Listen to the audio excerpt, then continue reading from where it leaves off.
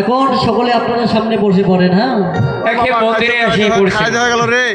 যাইনি তাই সবাই বসো, সবাই সূর্য পূজার মন্দিরে এসে তাহলে এভাবে পশুরা নিয়ে যেতে যেতে হঠাৎ করে আমার জটিলা কি করলো, দাদা রানীকে ডাকলো, ও বৌদি, এই যে কুটিলা তুমি এখানে আসো তো। আর রাজা রানীকে তুমি আসো। কাউন্ট করলু কুটিলা তো সেই আমাদের মোবাইলে হচ্ছে তাহলে শেষ হয়ে গেল।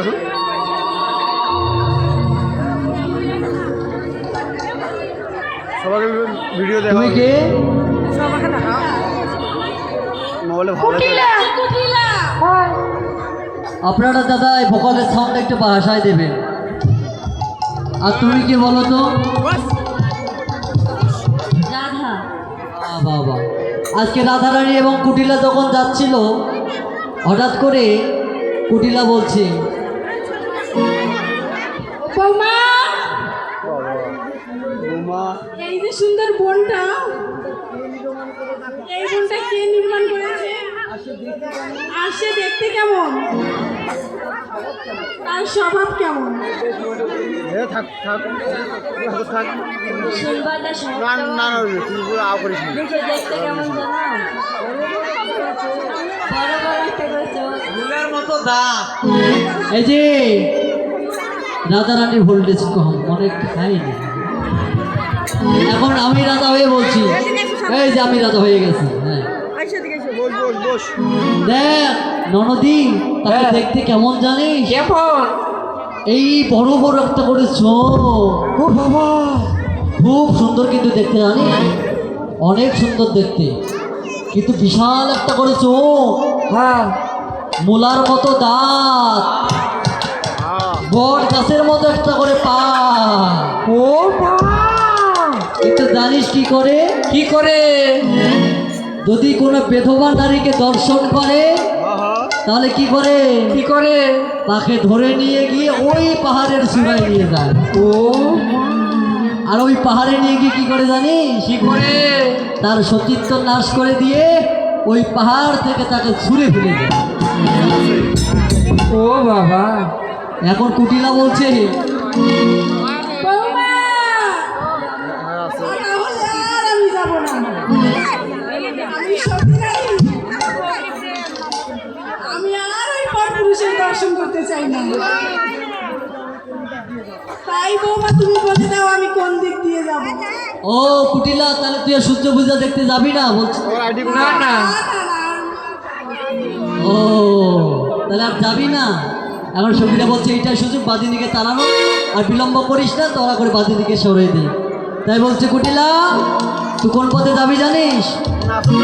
ওই যে সোজা বরাবর, ভিডিও করো হ্যাঁ, দেখা যাচ্ছে। ওই সোজা বরাবর তুই হেঁটে চলে যা। এখন যাও, তোমরা সকলে বসো, সূর্য পূজা করবো। হরিবল। তাহলে এদিকে বাদিনী ঘরে গেল, আর সকল সখীগণ এবং রাধারানী তারা কোথায় গেল? সূর্য পূজার মন্দিরে। এদিকে কানাই ডাকতে, বটু,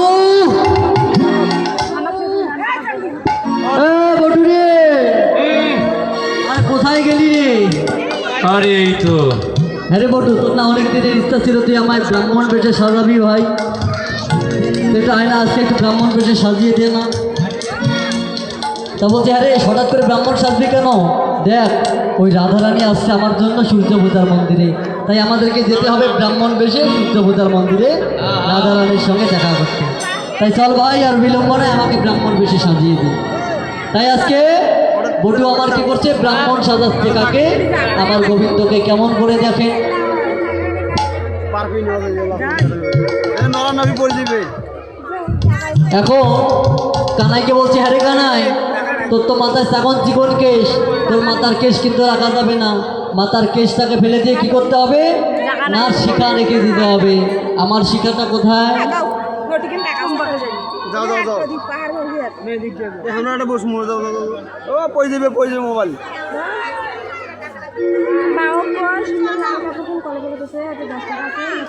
এই যে মায়েরা শিখা হয়েছে, বসো ওখানে যা, বসো ওখানে যা, বসো। হয়েছে। হ্যাঁ, শিখা পরাইয়ে দিল। আর কি করে দিল গো? এই যে খাতাটা কোথায়? পড়ে যাবে রে।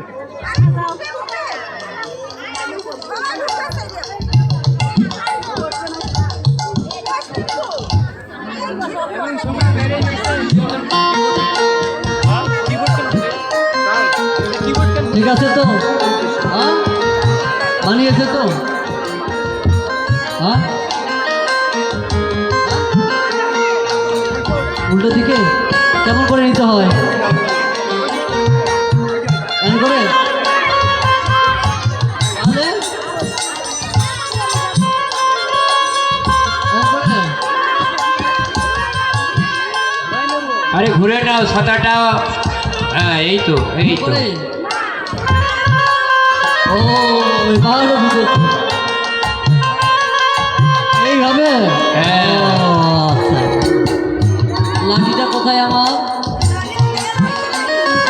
এ বাবা, তাহলে লাঠিও নিয়ে এলো, চশমা কই?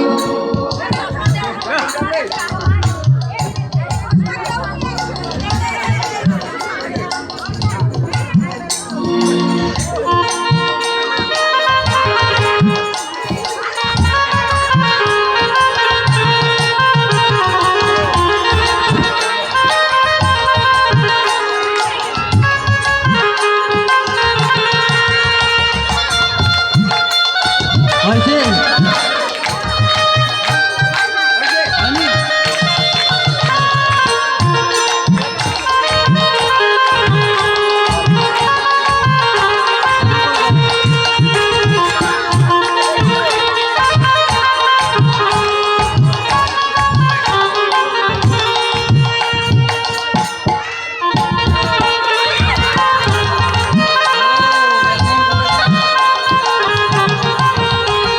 ঠিক আছে। এখন বটু বলছে আরে কানাই তোর বাবাদের তো তিলক কাকা, এই তিলক রাখা যাবে না। ব্রাহ্মণরা কি করে? সিঁদুর দেয়। সিঁদুর একটা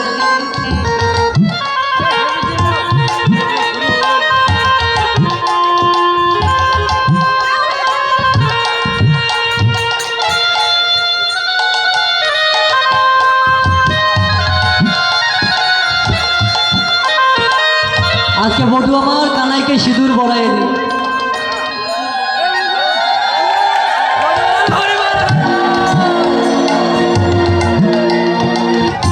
তো দেখো বলছে আরে কানাই আর একটা জিনিসে বাকি পড়ে গেল। কি?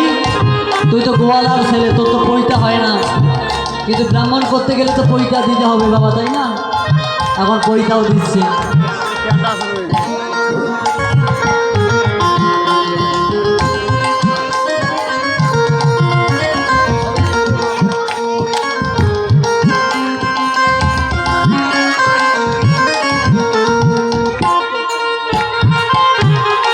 এখন এইভাবে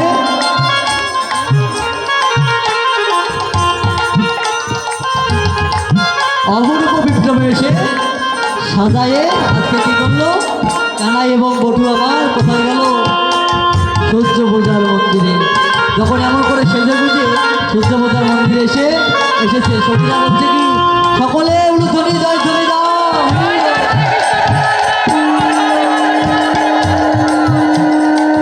দেখো দেখো ব্রাহ্মণ এসেছে। তাই আজকে সখীরা বিলম্ব না করে কি করলো?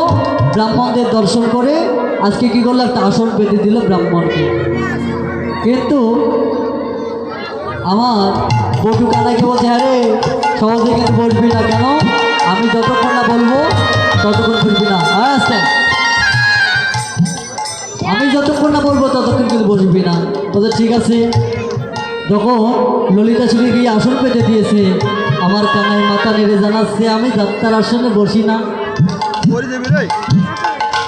যখন বলেছে আমি যাত্রার আসনে বসি না, তখন শ্রীমতী রাধারানী আর বিলম্ব না করে কি করেছে? একটা আসন এনে পেতে দিয়েছে। আর যখনই আসন পেতে দিয়েছে, গোবিন্দ আমার সঙ্গে সঙ্গে আসনে বসে পড়েছে।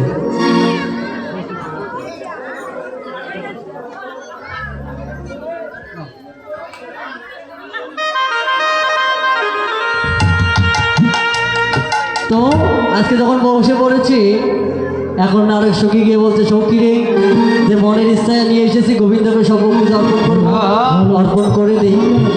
এখন বলছে অর্পণ করবো কি রে সখী, অর্পণ করবার আগেই অর্পণ হয়ে গেছে। কেন? দেখ, এটা ব্রাহ্মণ না, ব্রাহ্মণ বেশি আমার গোবিন্দ এসে। তুমি যেখানে থাকো না কেন অতি তো তুই কেমন করে বুঝলি আমার গোবিন্দ এসেছে? বলে দেখবি কেমন করে, দেখ তাহলে।